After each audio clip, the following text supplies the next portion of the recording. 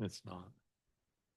We're going for it. We're living on the edge. Good evening and welcome to our November 19th, 2025 Board of Douglas County Commissioners 5:30 business meeting. Paper copies of the agenda are available for those here in person, and the full packet is available on our website.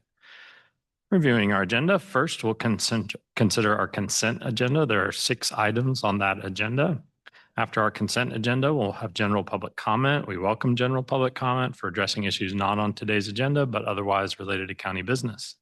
Given our limited time and the need to have an orderly and efficient meeting, we apply certain rules regarding public comments.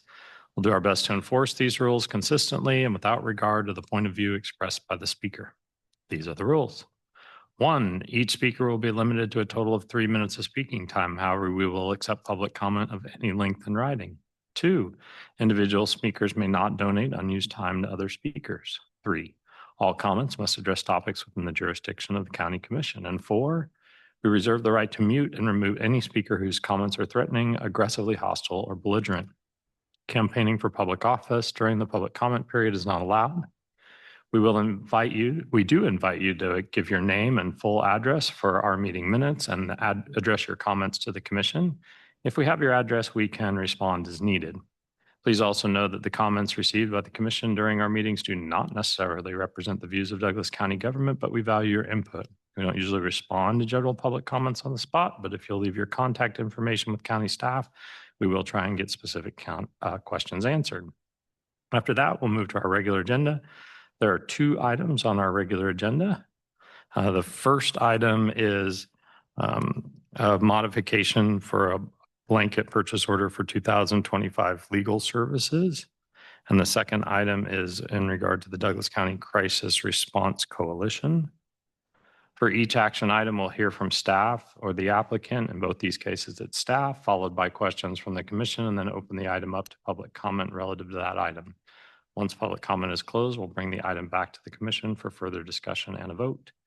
Lastly, a recording of this meeting will be available on the county's YouTube page and website. With that, commissioners, we'll turn to our consent agenda. Is there any item that a commissioner would like to have pulled from our consent agenda for further discussion? Anyone here at the courthouse or online want to pull an item for further discussion? I just had one comment on the consent agenda, and that is, I think we all got a letter that to me was somewhat confusing, but was talking about $30 million in the consent agenda, and I don't see that anywhere in our consent agenda. Thank you, Commissioner Dorsey. Does anybody have a motion for our consent agenda?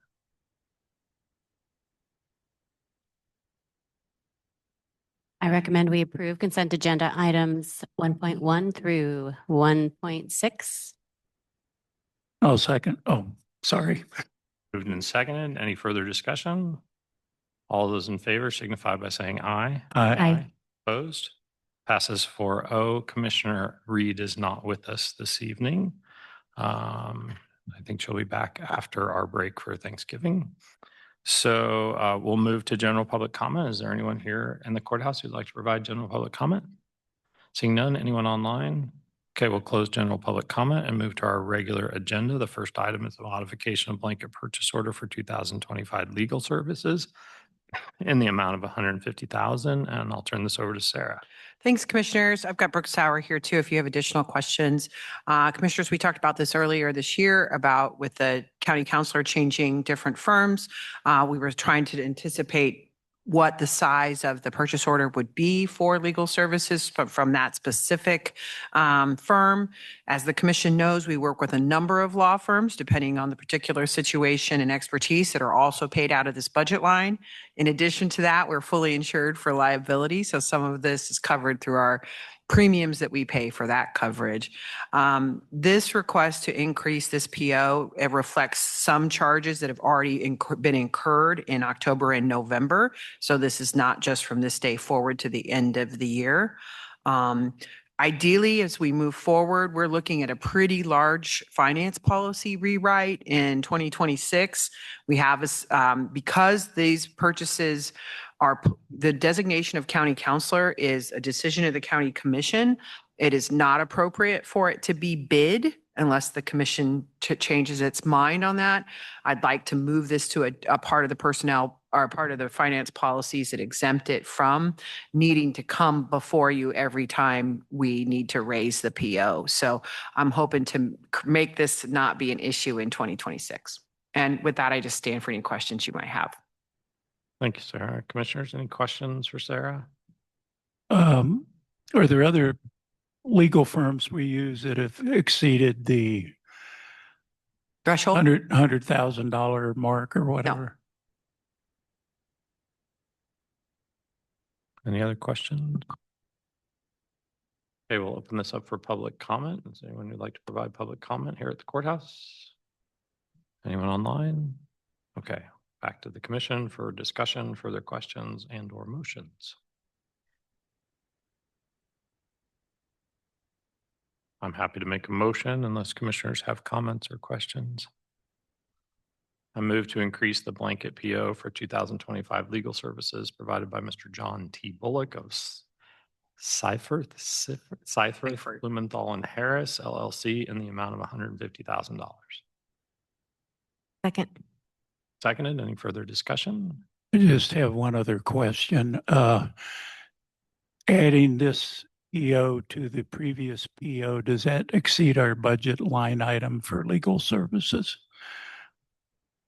I'm not, I think it might be close or a little above what we we included for re-estimate in 2025. Thanks. And as I said, we're trying to really gauge, we've got a lot of activity going on with legal services. Okay, I have a motion and a second. Any other questions or comments? All those in favor signify by saying aye. Aye. Aye. Opposed, same sign. Passes 4-0. All right, we'll move on to our last item on our regular agenda, which is the Douglas County Crisis Response Coalition. I see Bob Tryansky is here.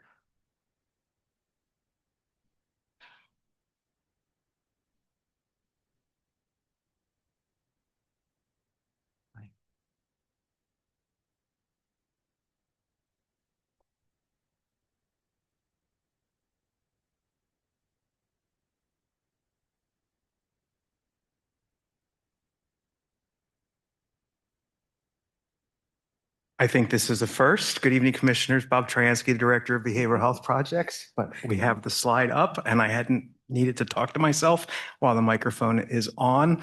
The good news is I'm not here alone this evening. I'm joined by our colleague Sonia Bieza. Sonia is the Deputy Director of the Emergency Communications Center.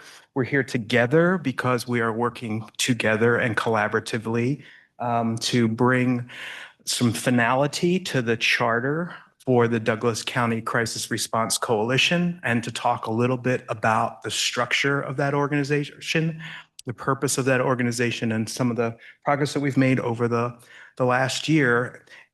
October of last year, we came to you, Chief Lockhart and me and Sonia and Ryan Storch and Chief Patrick. And we talked about the vision that was emerging for a crisis coalition that would provide some governance and oversight to significant interventions that we've put in place to try to turn the crisis response coalition that existed in our community and other communities around the country, a pretty inadequate response network for somebody who was in crisis, but didn't need to go to jail, didn't need necessarily to go to an emergency department, didn't necessarily make the best use of resources if they were responded to in crisis by an ambulance, by a police car, by a fire truck.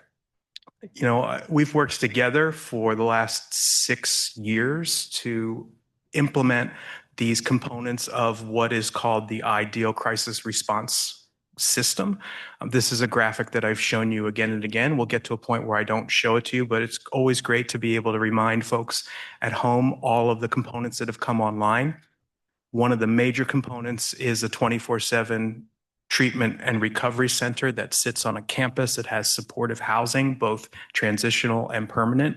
But from the beginning, when the county passed the mental health sales tax, it was clear that we needed other components to that system too. And that involves a crisis line linked to 988 and to 911 dispatch, mobile response teams, and then a whole host of pre and post-crisis interventions. So things like the Heartland Rate intensive care coordination team, programs like assertive community treatment, interventions in the legal system, such as behavioral health court and drug court, a whole host of interventions that make up a pretty complicated system. So what we've worked on for the last year, as we sort of proposed and promised to do, was to put together an advisory group that will provide some oversight and accountability, and a forum for problem solving and collaboration and continuous quality improvement. So I've sent the charter. You have copies of the charter there. What I want you to know is that that charter process had started. I think we showed you a draft of that charter a year ago. That was workshopped with city and county leadership and administration. That was workshopped then with first responders. That was socialized with what was existing as the CIT Council and some of the other work groups that were doing this work. So what you have now is a final draft that has been endorsed by all of the partners and all of the agencies that were involved in shaping that work. So we feel like it's finally finished, and we're grateful that we've had the technical assistance and support from Dr. Ken Minkoff, one of the authors of the Roadmap to the Ideal Crisis System. Dr. Minkoff continues to participate in this process. It's been very helpful to, like the GPL process that we went through with the Harvard Kennedy School, to sort of have somebody on the sidelines who's got expertise and has seen how these systems are evolving all over the country, who at times can jump into a conversation when one party or another might not see eye to eye, or when the task and problem solving that we're trying to address seems overwhelming and just too complicated. It's been really helpful to have that subject matter expertise in more than just a technical assistance capacity, but sort of being there with this group as we continue to evolve and iterate. I think it's something that we learned from the GPL process. Having this expertise regularly with us helps us to get to a point where we actually are able to get the ball across the finish line. So the vision for an ideal system from this group is a highly functioning, fully integrated system of care that's coordinated, trusted, and client-centered. And those three words emerged out of that GPL process. You probably remember Sonia sharing that with you, but that's incorporated into the vision in the charter. Second piece is a system that minimizes ED utilization and unnecessary law enforcement involvement. And this is what's important, without compromising safety. So the goal of a crisis system is not to eliminate police intervention. The goal is to work hand in hand with police so that person gets to the right place so they can get the right care in the right setting every time. So that's what we're aiming for ultimately, is a system that serves anyone experiencing behavioral health crisis. We don't look for reasons to say no. We try to find ways to say yes, including the most vulnerable populations in the county, because in a community like ours and in a community like communities around the country, the overall behavioral health, mental health system has been broken for 40 years. So people have been system failed for, at times, decades. And that means that when they show up in crisis, they often have complex needs, not just behavioral health needs, but also medical needs, also housing needs. People can get into problems that are very complicated to resolve. And the only way that we can make a difference or make progress with those individuals is if all components of our emergency response system are enhanced with the ideal components of a behavioral health crisis system. So this is the structure that we had. We had conversation with members who are now on the executive committee. We had a CIT council. The CIT council had these work groups, and the Treatment and Recovery Center had an advisory group. Bob, can you tell them what CIT stands for? Yes, Crisis Intervention Team, or Crisis Intervention Training. So this is an initiative that was launched by Chief Khatib in 2016, 2017, and then embraced by our other chiefs and our sheriff to train 100% of the officers and first responders that are out on the street to have that crisis intervention training, to learn how to de-escalate, to learn some things that they might not know about behavioral health treatment options and all of the resources that are available. So that is something that our law enforcement and first responders partners have been doing for a long time under the auspices of the CIT Council. That group has a lot of people and a lot of meetings. And, you know, one of the things I think people talked about with capacity was, do we really need this group of people just devoted to planning CIT training once or twice a year? And the answer was no, because we've got a lot of other things that we need to talk about. We need to talk about MRT billing. We need to talk about what's the TRC experiencing as it comes online. What's the TRC experiencing as we look at the first 12 months of data? So what happened over the last year, we thought we would have this group, the Crisis Response Coalition, we thought it would meet 4 times a year, and it will meet quarterly. But it has only met twice, and it will have one more third meeting in December. So we've got 3 out of 4, but I'm going to let Sonia talk a little bit about what emerged was a need for replacing the CIT Council with a crisis system operations team that's focused on communication, problem solving, and quality improvement. The vision is that that group will continue to meet at least monthly, but the reality is that that group has been meeting every 2 weeks throughout the course of the year. And that's really where the work of shaping this overall structure, making sure we had buy-in from all the parties, all the work that needed to get us to this point where everybody is on the same page and rowing in the same direction. That's what the crisis system operations team is designed to do. Do you want to say a couple of things about that? The crisis systems operations team was put together at the end of last year, but it took us several months and well into this year to kind of pick up and build upon that momentum that we had started with the GPL process. Bringing Dr. Minkoff in was an incredible asset because he allowed us to start having those difficult conversations again, start, bringing up things that were pain points, start looking at problems that we weren't thinking about. Because we only know what we know. We don't know what experiences others are having with the crisis system. And in order to remain trusted, remain collaborative, remain coordinated, we have to know what those experiences are. So the crisis systems operations team has evolved into way more than I think any of us ever dreamed it could be. And I think it has a lot more growing to do. In our most recent meetings, we've been able to bring up difficult things and talk about them in a way where we're not just trying to be nice to each other and, not have those difficult conversations. So I'm really proud of the work that everyone's doing. We've also been able to establish some smaller work groups that are looking into niche problems or experiences that people may be having within the crisis system. Is there anything else you want me to mention? No, I think that's Okay. good. There'll probably be more.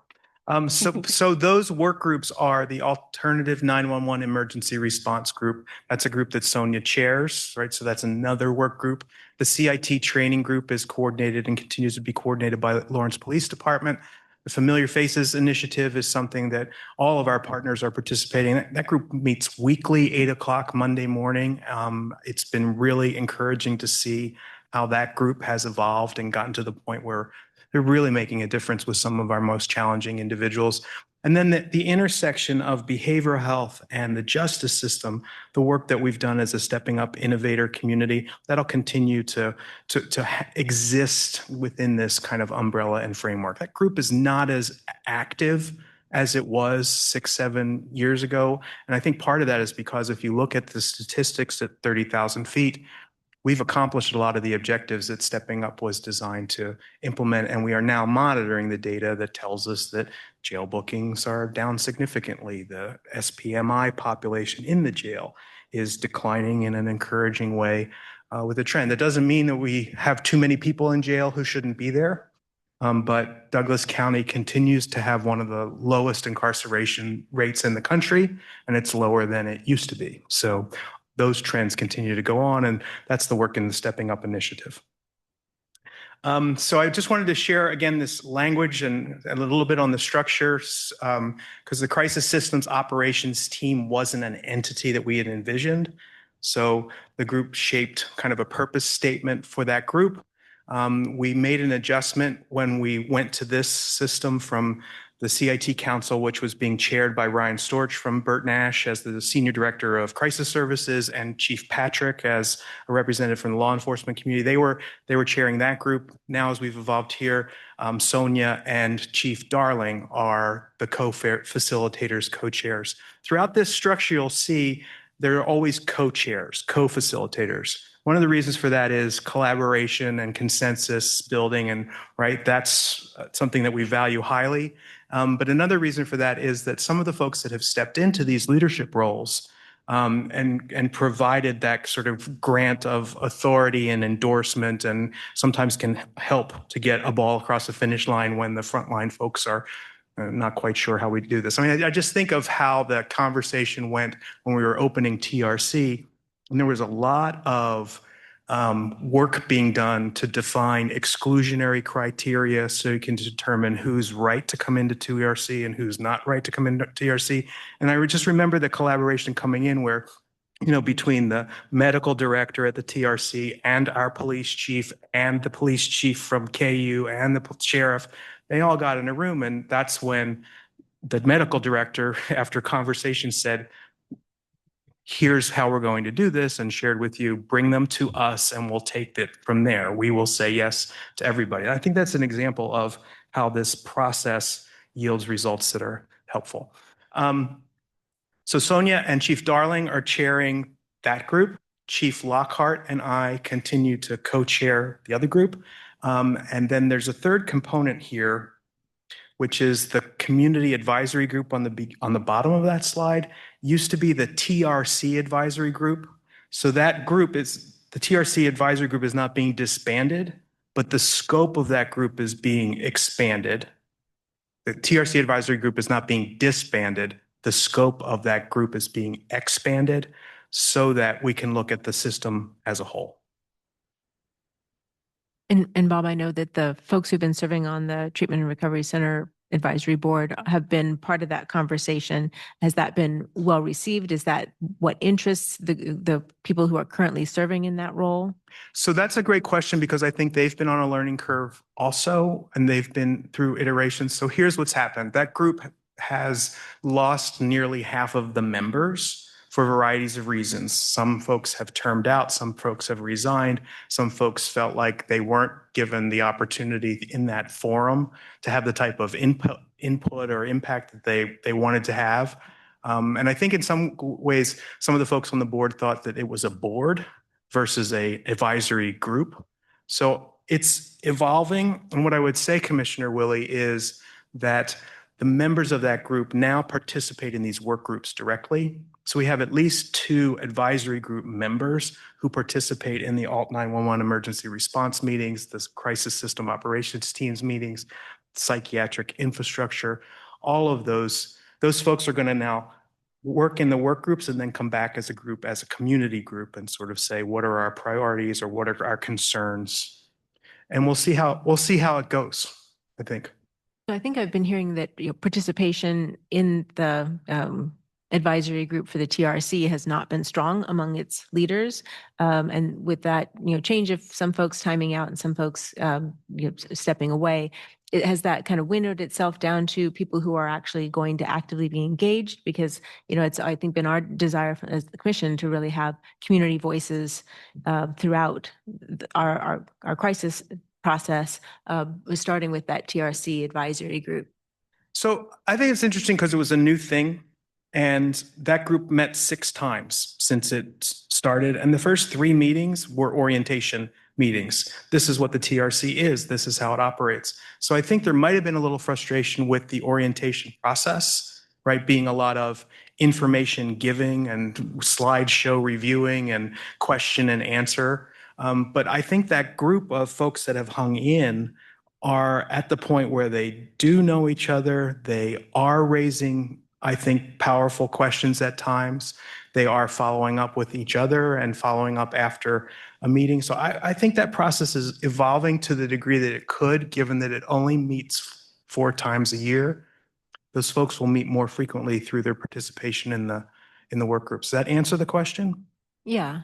And I think we may be looking at filling some additional spots as this evolves to the next stage. Is that correct? Yeah, there will be 5 seats that need to be filled. Okay.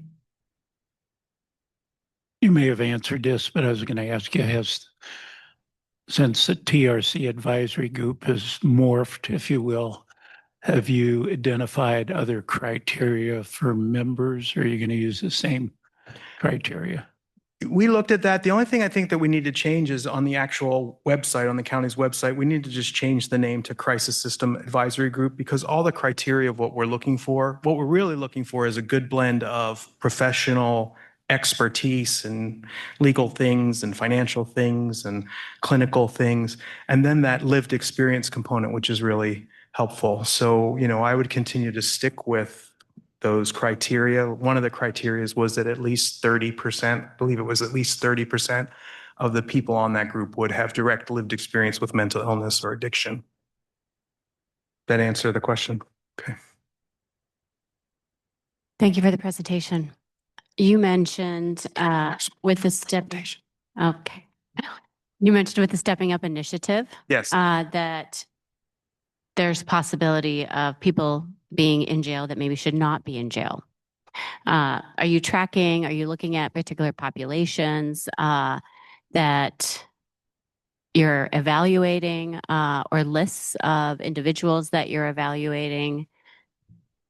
Yeah. So the Douglas County Jail has been collecting data as a result of working through the Stepping Up for like 5-6 years. And I'll give you an example of how we made a tweak last year. Prior to last year, we were looking at the number of people with SMI, serious mental illness. That's a big bucket, but what we were really trying to focus in on, and we added to that. We didn't change.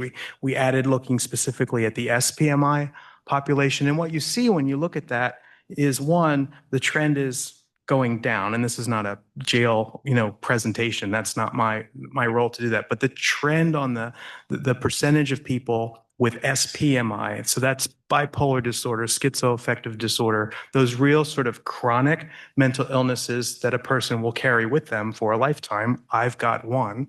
That's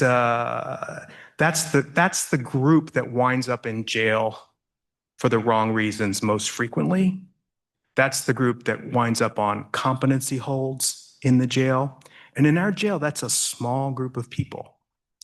So if we can figure out how to focus on them, I think through interventions like jail-based competency restoration and some of the things that the Sheriff's Department and the jail staff and our criminal justice coordinator, Katie Fitzgerald, have been helping to navigate. That's how we're looking at that. But going to jail is a experience that can create significant anxiety, depression, right? When a person, just about anybody who goes into jail could develop mental health symptoms. What we're trying to do is really zero in on that population or that part of the population that might be undermined by a chronic condition that they may have no awareness of because of their state of mind at the time they are arrested.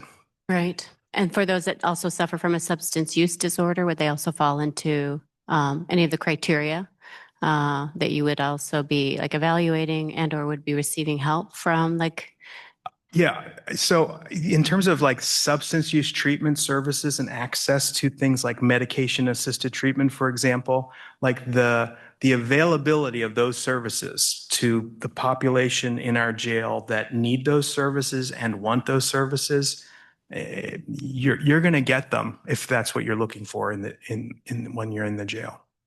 Does that answer the question? I'm not 100% sure I answered the question. Yeah, well, I'm also kind of just thinking of individuals that you're providing service to and or assisting with this program, and then how you're tracking and or supporting the individuals that are either in the jail and or individuals that are in our community at the same time, right?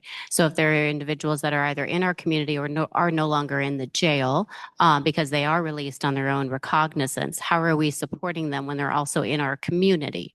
Well, I think in many cases through the reentry program and through the reentry process, folks will have referrals made and connections will be made with the providers that are in the community who just also happen to be providing services in the jail. So we have a pretty robust behavioral health team from Burt Nash that works in the jail, embedded in the jail. We have a similar thing with Mirror Inc. now for substance use treatment in the jail. We have peers who have been cleared to move into the jail and out of the jail and meet people in the community. So that sort of like that flow is something that we are trying to track and address. And actually, when we look at what we're trying to do with the Response Coalition and the crisis system as a whole, it's trying to be able to understand and follow in real time where and how people are flowing into, through, out of the system. And so when we are tracking in real time individuals that are flowing in and out of the system, do we have a good way of really tracking in real time? And I guess to use a real time example is the most recent death that we had in our community of the college student that was unfortunately killed by an individual that had repeat offenses. And so when we think about that, right, how are our systems tracking in real time and taking a look at individuals that do have repeat offenses? And how are we either supporting in our community or taking a look at those individuals and ensuring that those repeat offenses don't happen? Mhm. And I know that is so difficult, right? So these are hard conversations that we're having, but how do we attempt, right, to ensure that that doesn't happen? Well, I think one part of the answer, which we've talked about quite a bit, is the use of My Resource Connection, increasing the number of entities that are contributing data to that system. And then one of the great features of that system is when somebody who is getting services at Burt Nash winds up at the emergency department, the two staff members who are connected to that person most directly or most recently get a mutual client alert. When we are having our Monday morning familiar faces huddles, we are reviewing a top 15 familiar face list that is updated in real time, that applies an algorithm that was developed by our data analyst, and the machine sort of sifts all of those encounters, gives them a value and a weight, and that's how we get that list of these are the 15 people in real time who are using the most resources and having the most intense interactions. I also think that process is making more of the entities in the system think to themselves, hey, this person just, I mean, there was a case just like last week where ECC and Sonia, right, where in real time, this person has called us 20 times. Okay. And that initiates some conversations. It's imperfect, right? It's not all automated, but what I would say is that list and those extracts are updated every night. And that's about as close to in real time as you can get. And then in the homeless space, we have the real time by name list. So I would say that, you know, we're even closer than we were a while ago. And the fact that we're this close means that we're really being able to do some collaboration and coordinating that directly impacts the person's ability to get care, to get access, to get housed, to get sheltered, to get an appointment tomorrow at Heartland because they've got signs that they've got something going on internally with like a medical condition versus, you know, a behavioral health condition or situation. So I just think that we are starting to realize the value and capacity of what MyRC can do, even though there are a bunch of things that MyRC can't do. Thank you for that. I really appreciate it. Just to add to that, so this did come up recently, and Dr. Minkoff really challenged us to look at how can we identify those who are in crisis and most immediate crisis. So maybe not even necessarily high utilizers. And that's the situation that Bob was referring to, us trying to look at ways that we can identify people that are in that immediate crisis, and how can we work together as a group to communicate so that we can do some follow-up as a system and set them up for success later. It doesn't really address the repeat offender, so to speak. But if things had happened and this had been something that escalated, like often happens in communities, maybe somebody commits some smaller crimes within a week, and then at the end of the week, they commit a bigger crime. You know, that is something that we've recently started to look at, and how can we identify those as a group, and then who do we get a hold of, or who can provide those resources? Thank you. I really appreciate the fact that you're taking a look at some of those repeat offender crimes and beginning to identify what those opportunities might look like, right, with stakeholders and as a community, because it just takes that first step, right, of assessing that that's a need, right, and then working with Dr. Minkoff to figure out who are those stakeholders that you need to bring to the table, and what does that look like to begin to develop that plan, and then to begin to take those first steps. So I applaud you for doing that, and just really appreciate the work, and look forward to understanding what that's going to look like moving forward. Yeah, absolutely.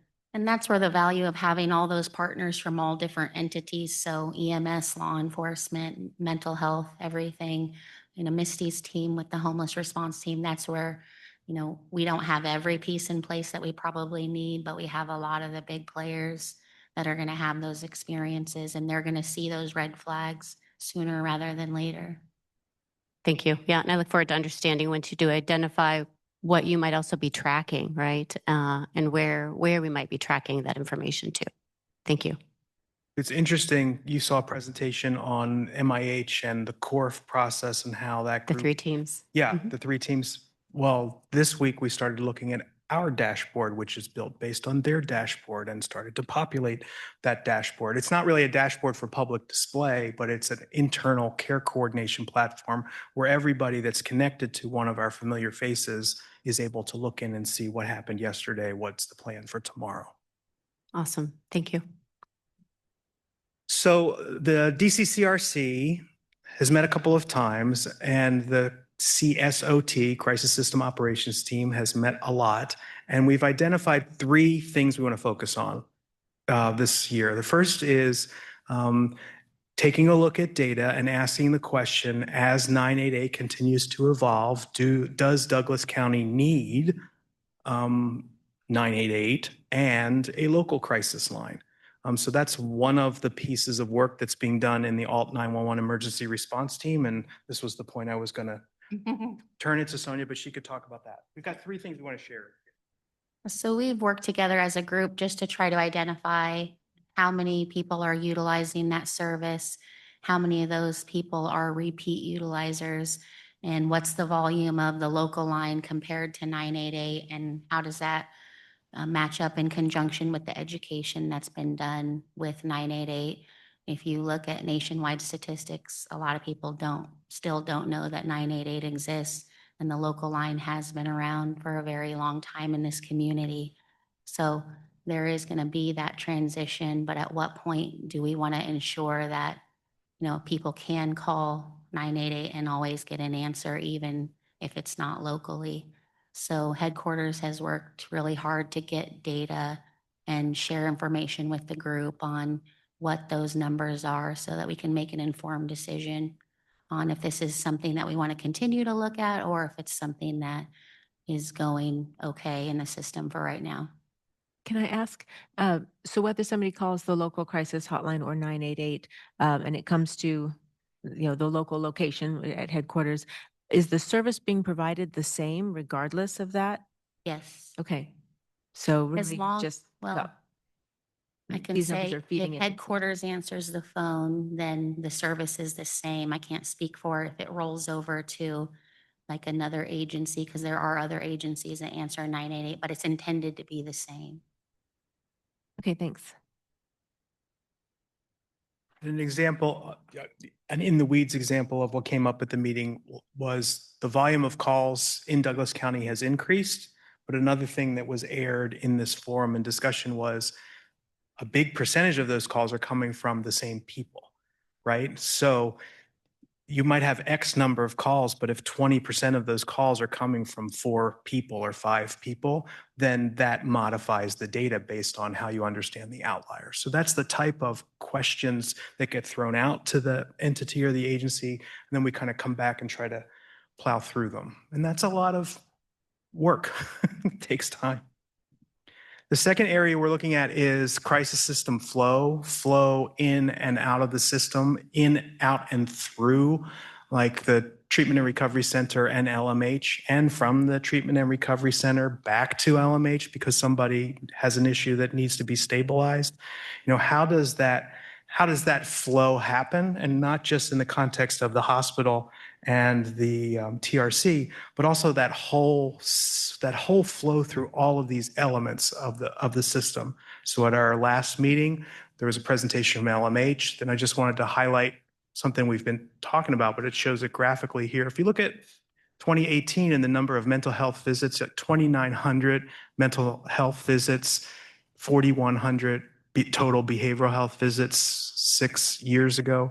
Look at the numbers on the right side of that chart and look at the way that the numbers or the way that those lines are going. With the exception of SUD, which is substance use disorders, the bottom line, that stayed pretty consistent and elevates over time.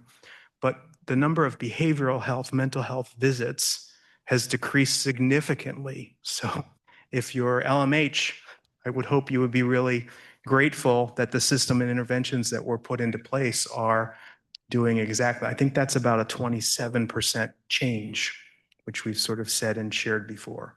Bob, so that's emergency department? Those are emergency department behavioral health visits. Now, keep in mind, a lot of people are going to the TRC, right? But if the goal is to divert people away from unnecessary emergency room visits so they line up in the right place, the flow is headed in the right direction. Well, and just when I look at the dates on here, a lot of the other pieces of the crisis center, the crisis system were working it online before the TRC was. So some of those reductions, some of those steeper reductions were really prior to the TRC opening. And the result of a whole bunch of interventions like the integrated crisis team, county funded and embedded in the emergency department, the intervention of the social detox services. So I would argue you can't show causality, but there's a correlation. We have been providing intervention since that sales tax passed in 2018. And if you look at when the TRC did open and the green line, it's kind of got a more direct and greater slope. As part of your looking at the flow between LMH and TRC, are you looking at the transportation between the two places?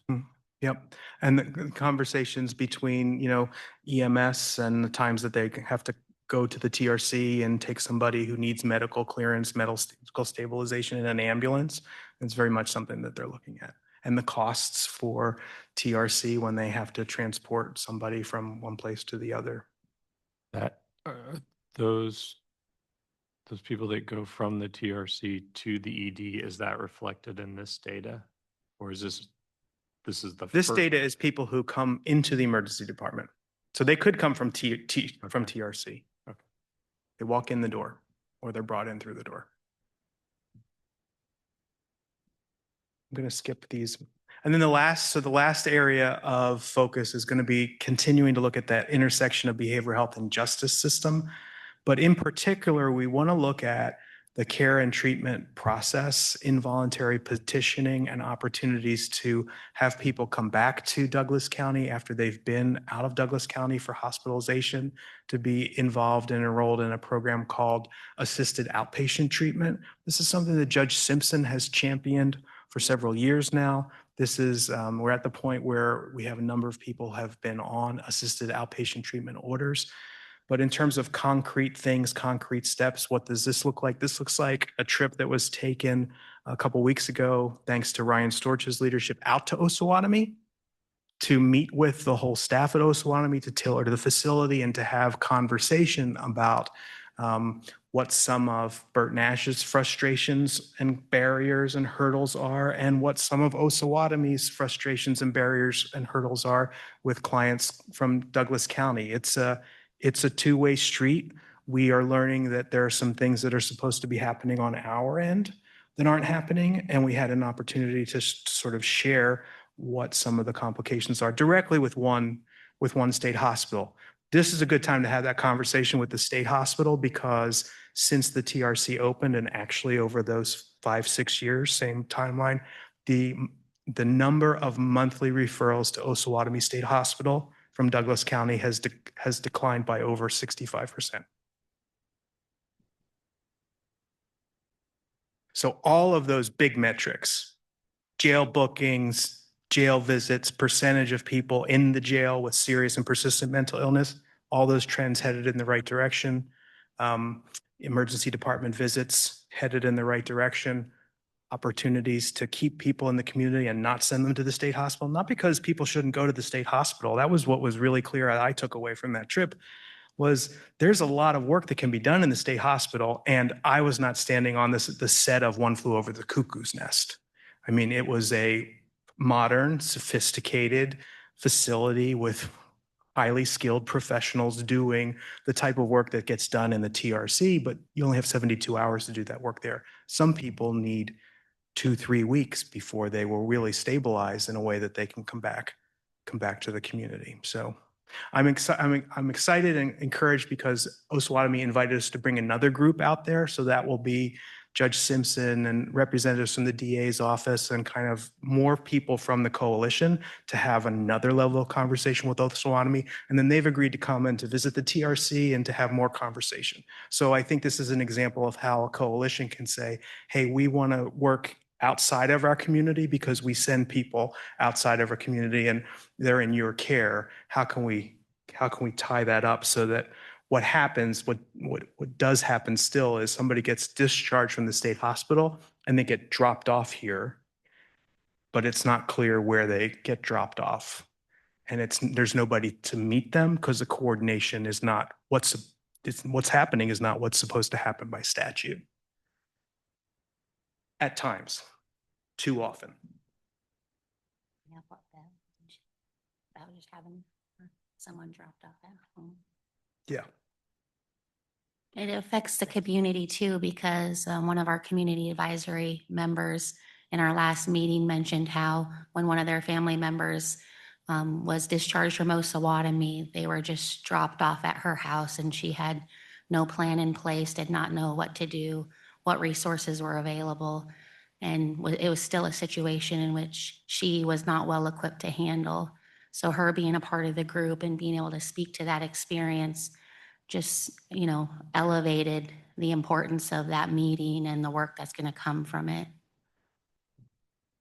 And saying, I would like to go on that next trip with you and I would like to be involved in that work group and that work. I mean, I think that's kind of the door we're trying to open to give people a meaningful role, not to just show up at a table of other people like them to have a meeting 4 times a year. Now, that's not what was happening with the TRC advisory group, but when you have these advisory groups and boards and councils in communities, often the energy is not there because they're not meaningfully engaged in staying with the work. Are there questions? Do you plan on presenting this to the city commission? Yes. Thank you. Bob, I have a question. In the memo, it says the charter outlines the mission, vision, and core values for this new oversight and advisory group. What are they overseeing? The crisis system. System and System as a they whole. have the authority to make changes within the system? No, what they have the ability to do is to advance a recommendation to the county in the county commission or the city and the city commission, or to KDADS, or to Osawatomie State Hospital. It's that sort of the ability to sort of say, we have looked at this collectively. We have done a sophisticated data-driven analysis of what we are facing.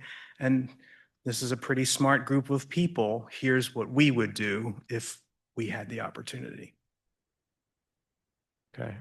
Also in the materials, it listed the crisis system operations team and then had executive committee members. But I think listening to your presentation, the list of the executive committee members that we have is the DCCRC. Is that correct? Yes. Can you tell us who's on the CSOT Mhm. out of the DCCRC? Mhm. Okay. Yes. So since I don't have that right in front of me, it's Chief Darling. Chief Darling, Sonia. Right. Why don't you answer that? It's your group. Our two community advisory members, so Bev Hyde and Amber Roden. Dan Watkins, Dr. Minkoff is our consultant, Misty Bosch Hastings. I know I'm forgetting a couple. LMH, LMH is not a regular participant. okay. That might be everybody then. So those are the, just sort of based on the entities that you just mentioned, there are sort of doing frontline work or supervising those who are doing frontline work. And they meet now monthly. It was every other week. And they report up to the DC. We report to the Yes. coalition and also look for their feedback and guidance Okay. and to get their buy-in for bigger decisions that need to be made above us operationally. So most of us are in a position where we can make pretty good operational decisions, but bigger decisions that need to be made, that's what their part of their role is for. Go ahead. Well, and again, right, we're two meetings in, we're ready for a third, but I think one of the things that can happen is that a task assignment can come down to the crisis system operations team, or an ask that the coalition elevates something as a group ought to happen and flow. So there may need to be other standing committees or other work groups. There might need to be task forces, but that's going to be shaped by, I think, the interaction between this frontline leadership and then sort of more executive level leadership between city, county. And the big difference, if you look at that executive committee piece, is the leadership and authority in this body, as we've tried to structure it, is much more focused and involves collaboration with first responders. It is not just executives and their second in operation in our behavioral health service providers. This is the charter that you're asking us to approve this evening. Are there bylaws coming down the road? There's no bylaws tonight, right? That wouldn't make sense. Are there bylaws coming?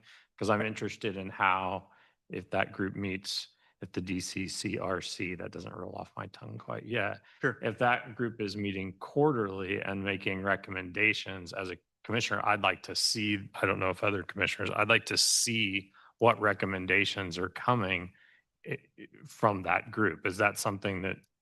So my anticipation would be something that group would bring here as an agenda item or a study session. Study session. Okay. I don't know that they're going to have recommendations every meeting. Right. But Okay. yeah, I would think if they're ready to elevate items, we would schedule a work session or, And I think it would follow what the GPL process kind of threw in, right? So if you think about it, that group said dispatch of MRT needs to be in a different spot. And they collectively gave you a recommendation and you approved it. And then through the budget process, it got funded in that way instead of in the other way. This is, I think, an opportunity for the county to have a lot of local subject matter expertise that informs recommendations before a governing body is asked to take action. or to approve or disapprove something. If it's a simple fix, wouldn't you go ahead and do it and not wait till the quarterly executive meeting? Yeah, I mean, so, and I think there's examples, that's happening all the time between the mobile response team and dispatch, right? So we, in the course of this, it's not something that we need to formally ask your approval for because we're working within the budget and the service agreements and all those things that the county governs. So that's a good question on bylaws, Commissioner Kelly. I just find with groups sometimes when you ask to put bylaws in place, everything gets stiffer. People get so formal that they don't participate meaningfully in conversations that matter. There's a lot of this in other communities. They say, we're going to adopt a consensus-driven process versus Robert's Rules of Order and officers. Bylaws don't necessarily mean Robert's Rules of Order, but yeah, maybe we can have that discussion down the line, about, I'm just interested in reading more as it comes from the group. I think as a commissioner, I'll just reflect back that I get questions about why is the system working this way and who is involved in that system. And it's good to know who was at the table, because generally we say, well, so all the partners are at the table, but then sometimes, well, nobody asked us. And so it would be good to have some sort of, for me, some sort of minutes or understanding, like, no, I think this person was at the table. It may not have been you, but it may have been this person who represents your organization is involved with that. And here's where that was brought up. So that's just one commissioner thinking right now, and you're working on it full time, but I'm trying to, we can talk more about bylaws down the road, I suppose. And I think we can look for ways to document what the work of the group is and share that with the commission. I think we can find ways to do that. And I think we can continue to look on models of, okay, what's the next iteration of this, or what's the next piece of procedures that we need if we need them. I would agree. And or a next iteration if we're not going to have bylaws. Because I think this is a great first start for a charter. In my prior experience with most charters, for at least impact and or for most charters, we at least have a section that has some clearly defined metrics within a charter that really identify some of those next steps and really milestones, right, of where you're going here, like in the first 30 days, 60, 90 days, or at least, right, for the first 6 months. And within the impact section, right, we're not really seeing that within the charter. And also within the charter, we're also not seeing who's taking ownership of what. And oftentimes within a charter, we also see who's taking ownership of what areas of the milestones, right? And who's doing what within those first 30, 60, 90, or the first 6 months. So there's opportunities to grow, right, within the charter to identify who is going to do what and who is truly taking ownership of some of those key milestones to get you where you need to be within the first half of the year, especially if they're not going to be any particular bylaws. Because if you don't want to really, right, rein yourself in too much with the bylaws, then let's have some key milestones to really keep you on track and I think show the commission and the community, right, where you're going. What I would say is one of the focus areas of the behavioral health plank of the community health improvement plan is optimize the behavioral health crisis system. And so there are strategies and targets and metrics there. It's not as quick as 30, 60, 90 days because honestly, this group can't work on a 30, 60, 90-day type of time frame like you could if you were a single organization staffed robustly that was focused on one organization's mission. This is more diffuse and it's a challenge. One of the adaptive challenges is how to wrangle it so that it holds together and it makes decisions or recommendations or takes concrete steps that you can measure. I think the milestones are in the chip. I don't think they're perfect. I think there's, opportunities to iterate and modify year to year those things. But I would say that piece in terms of strategic plan is the optimize the behavioral health crisis system in the CHIP. That doesn't mean I'm right. That's just how I would answer the question at the moment until somebody tells us that's not the way we should do it. But I appreciate and I also agree that we need clearer milestones in the short term. Fantastic. And I often think sometimes a 30-day milestone can simply be identifying the partners and where they fit in the overarching plan, right? So within 30 days, ideally, you can identify who sits where they really ideally belong, and maybe where and they can identify their first set of milestones. And that oftentimes can easily be done within 30 days. Yeah, and so one of the two milestones in this iteration were that by the end of 2025, the Behavioral Health Crisis Coalition would be seated and the CIT Council would morph into the Crisis System Operations Team and the Community Advisory Group would expand its scope. So there you go. I think in the 30 12 days. months that we've been at this, Yeah. we've hit some of those benchmarks, and I think we're discovering some places where we needed to find some more. That's great. Thank you. On in the documents that we have under structure, and it's to provide consensus-based recommendations to Douglas County and the city of Lawrence. And I guess my question is, we're coordinators of a lot of that work, but we're not necessarily practitioners in that work always. Is there an interest in this group giving consensus-based recommendations to the partners that are service providers within our behavioral health crisis system? I would say yes. So are you referring to like MIR and all of those other partners, or which partners specifically? I guess I want to make sure that, this group isn't just to inform elected bodies, but also to, kind of give that real-time feedback to the folks that are in the room, the organizations that are, on the ground doing the work. And to see that if those partners are interested in getting feedback from a group like this. That's really what we're hoping that our DCCRC meetings evolve into. We got some really good feedback from Heartland, which probably would have never happened, that allowed us to look into things further and see what their experience was and try to help educate them and their staff so that they can continue to trust and utilize the crisis system.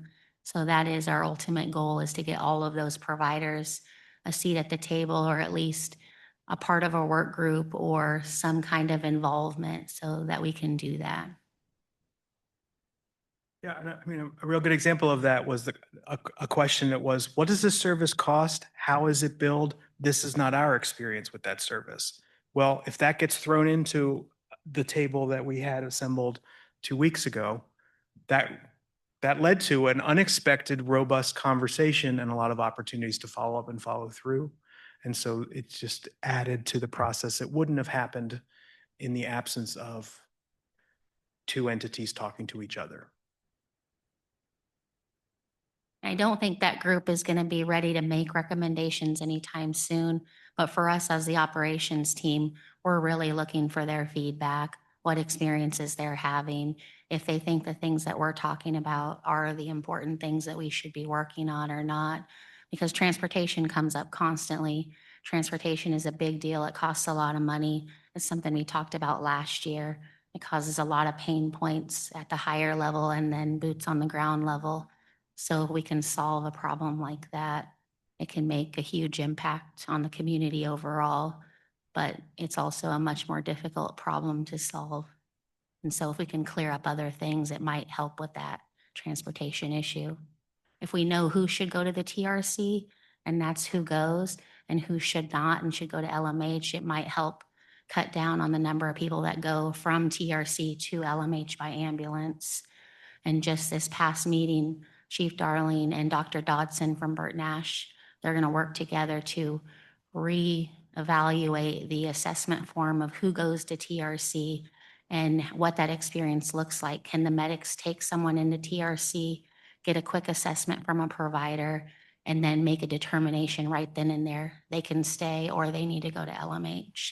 So really big things are happening without necessarily needing to have oversight per se or recommendations, but also getting that feedback, buy-in, and experience level information of what's happening real time. Because we can say the system is what we want to say that it is, but what people experience as a system, that's what that's what it is. That's their experience. We can't change that if it goes wrong, but we can try to make it better the next time.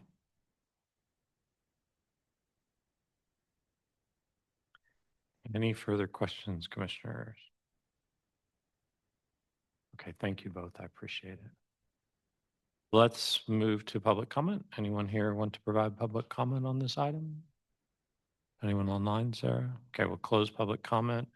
Bring it back to the commission for any further discussion, questions, motions, comments.